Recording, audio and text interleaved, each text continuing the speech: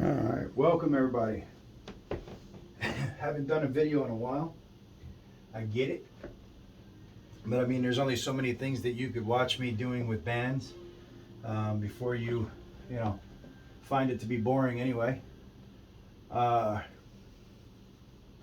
a nice, awesome practice yesterday at Rick Layton's place. Real good, a lot of pullers. I competed with some guys, was close to some guys that I didn't think I was going to be. I beat some guys that I didn't think I was going to be. Yes, I know it's practice table, but, it is what it is. You can still get a read. I also, got put in check by some people that kind of knew that it was going to happen. Overall, it was a real good practice day. I also wanted to kind of react to East versus West 7. So yes, there's going to be spoilers involved. All right, and I'm just working through the bands here. I'm not really counting. I'm not really doing anything. I'm just getting blood. There's going to be spoilers involved. My takeaways.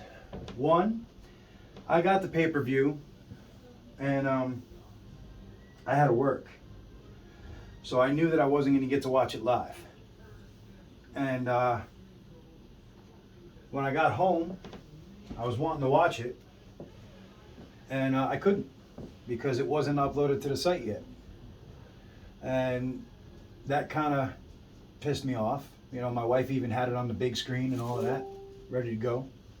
This, that, and the other.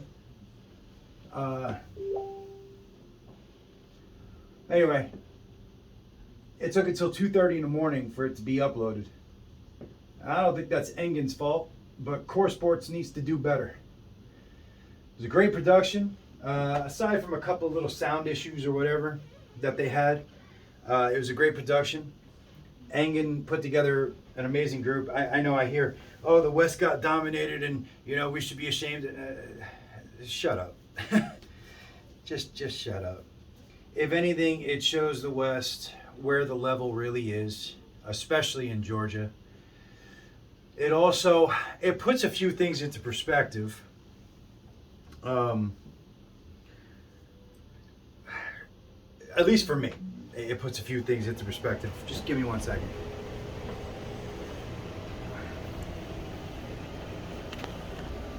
All right, I'm back. I actually just wanted to sit down and go over this with you. For me, it puts a few things into perspective, and I would think that it would put a few things into perspective for some other people.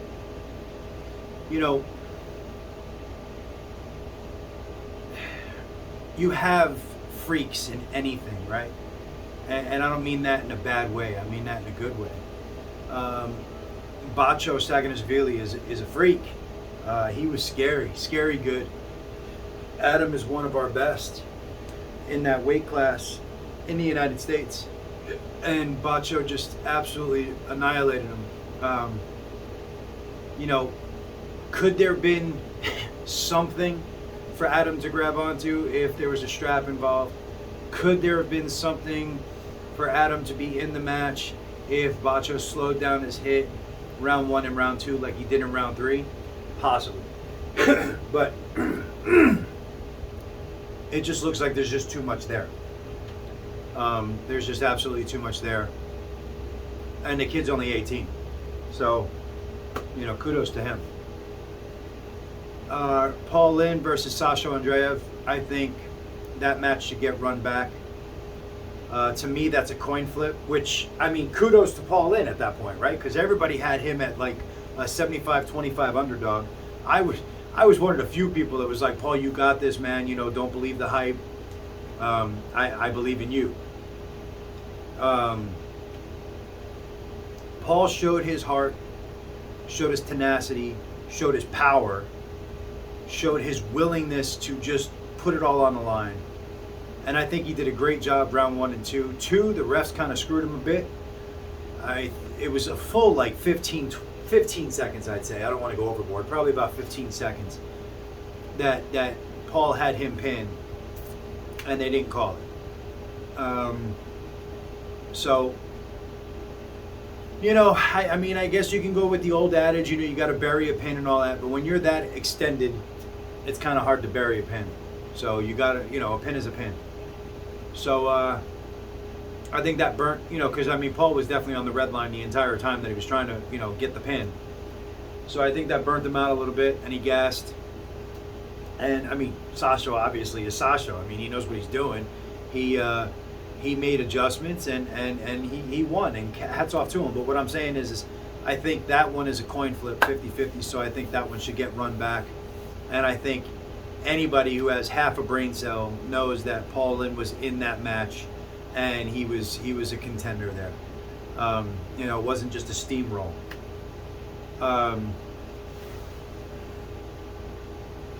Before we get to the most controversial one, and the one that everybody seems to be focused on, myself included, holy shit, Chiragari Ungabayev is, wow. He's a magician. He's unbelievable. He's a tactician. He's a specimen. I immediately think of Giannis Amalins. I just lost his damn name. Mindaugas Terasitis. I'm sorry, Mindaugas. Is it Terasitis? I think so. But I'm thinking of their nicknames. The Jedi, Moriarty, like all of them can be applied to Ungabayev. I mean, holy shit. He picked apart Irakli like he wasn't even there. It was beautiful. And I think Irakli's a world-class bowler. And Ungabayev picked him apart like he was nothing. It was staggering. What a stud. What a stud. And I don't know, if he's on any shit, what he's on, if he is, but I tell you what, he doesn't look it. Everybody else does. He doesn't. So if he is, kudos to him. But I will say this. Now getting into the last, the one that everybody seems to be focusing on, and myself included, right? Devin Larratt versus Gennady Clitvinian. Anyone, and I'm going to say this right now, anyone who can take Gennady round one, turn him inside, go frame on frame, hold him and laugh at him, has the match dominated. It's over. Put it in the books. You win. Devin has come out and understood this, so I don't feel ashamed in saying this, but either way, because I'm a huge Devin fanboy. I am. I love Devin. Hell, I want to pull like Devin. My style, I want to pull like him. Not so much the new style of Devin, more of the open, defensive style of Devin. But anyway, Devin has come out and said it himself, and I'll reiterate it. The only reason why Devin lost that match is because of Devin. Devin posed too much. He, in his words, tried to make the victory bigger. He had that match completely dominated. If he pulled to win, it would have been 3-0. I would bet my house on it. It would be 3-0, and it would be over in very quick fashion. Devin would absolutely destroy him. 3-0, done, over. And it would probably be inside. It would probably just be a hook every time, a hook / press every time, done. He gassed himself out. And everybody's like, oh, but what about the endurance of Devin? Devin has amazing endurance here, right? He will use many, many muscles to fight your very few muscles, and he will wear you out.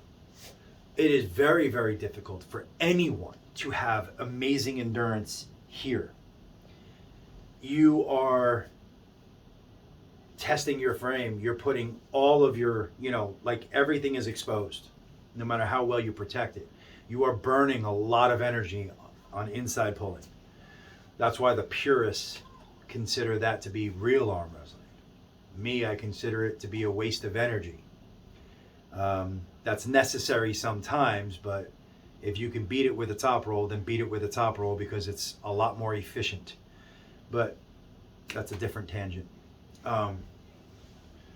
When you're in a hook like that and you're inside pulling, you are burning energy at a much faster rate than you are out here wearing out somebody's hand and arm with your hand and your lat and your bicep and your shoulder and your body and everything else that Devin knows how to do. He's a master at that.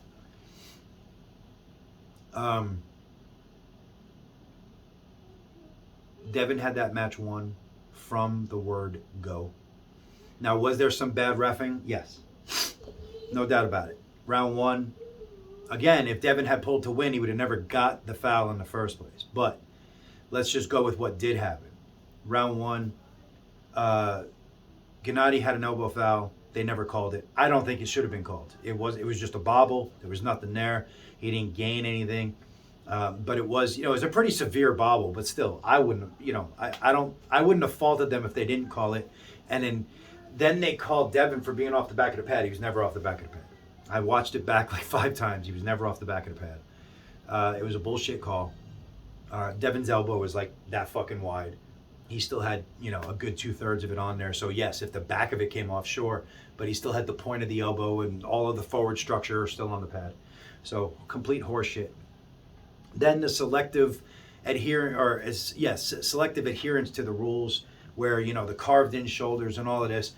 They did an aerial view, and I found it funny as hell. They're over there pushing Devin back, and Gennady was carved in just as hard as Devin, and Gennady never moved. And then when they did fix Gennady's shoulder, he would bring it right back, and they would only be focusing on Devin.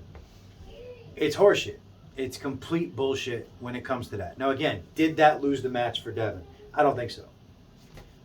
Did it play a part? Maybe a small part. But did it lose the match for Devin? No. What lost the match for Devin was, again, in his own words, his ego. He wanted to make the victory bigger. He wanted to showboat. He wanted to rub it in that he could hold him and dominate him. And it burnt him out. There's 2 different types of endurance, like I just stated. And, I think Devin held quite a long time in a hook, but that's just not going to, you're not going to win. Nobody's going to have an endurance war there. And Gennady was smart. He let go when he needed to let go and just let Devin burn out. So yeah, that's my take on it. I think that East vs. West 7 was an amazing event. I think that the West is going to come back strong. We have a lot of training to do and a lot of learning to do, and we know where the bar is set. Nobody is untouchable, even Levon. We saw Hermes put a chink in his armor. I'm not saying that's the only road through Levon, but there is roads through Levon. It's just a matter of getting up to that bar. The other thing I'll say is this. Here in the West, and I like it better this way, so don't think that I'm complaining, but here in the West, we don't have jobs where we can take 2, 3, 4 weeks off at a pop. We don't have government subsidized sports. We don't have basically legalized or easy, as easy, because it is pretty easy, but as easy access to the type of pharmaceuticals that they have. We're not on the protocols that they are. And maybe that's going to change. I don't know. It's not going to change for me, but maybe it'll change for others. I don't know. And no, I'm not saying that the West is natural. I'm not saying that by a long shot. Just about all the elites are using. But they're not using to the extent that the Europeans are, for the most part, by the looks of it. They're not using in the quantities that the Europeans are. And they are not being subsidized by their governments to pull, to compete, to travel. And you also have to look at, Rebecca Todd brought up a very good point. The United States is like 172 times as big as the country of Georgia. So just getting everybody together to train is very, very difficult here in the United States, whereas in Georgia, it's relatively easy. So, there's a lot of things that we have to overcome here in the West. I hope to God that we don't start, just juicing our gills off and trying to win that way. I hope we just, get better, get smarter, somehow figure out a way to make more money off of arm wrestling and grow the sport to the point where it is something that we can do as a career.